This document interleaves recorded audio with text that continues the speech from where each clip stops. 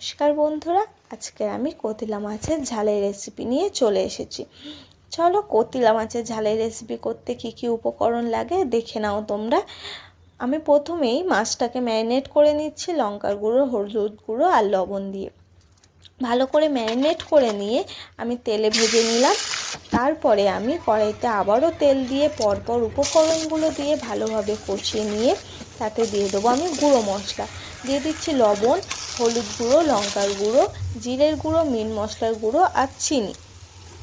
তারপরে সামান্য পরিমাণ জল দিয়ে দেবো যাতে মশলাটা আমার না পুড়ে যায়।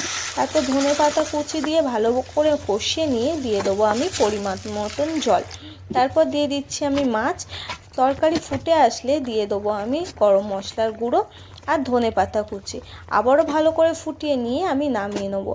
মাছের ঝালের তরকারি আমার একদম তৈরি। আজকের মতন টাটা।